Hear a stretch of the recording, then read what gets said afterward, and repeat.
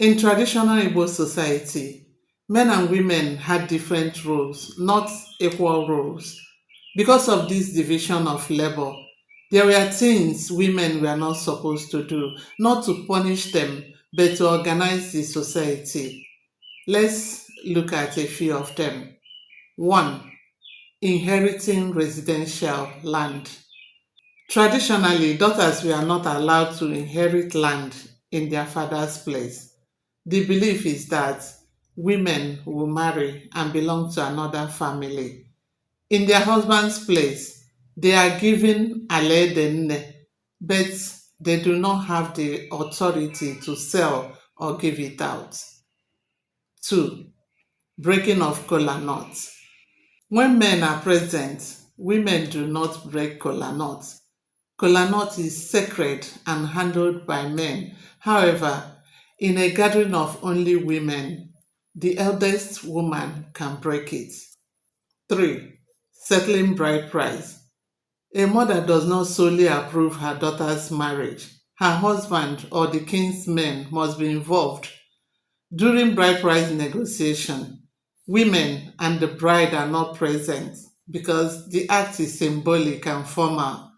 The Igbo say that it's only an animal that is present while its price is being negotiated. 4.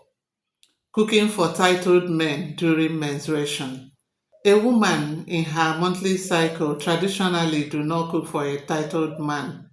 This is because titles are considered spiritually sensitive. 5. Traditional greetings.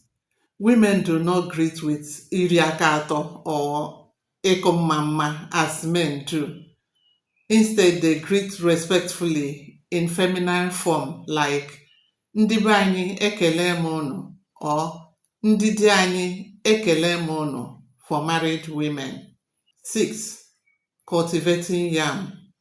Yam, ji or ahiajoku symbolizes men, while cocoyam, ede, symbolizes women.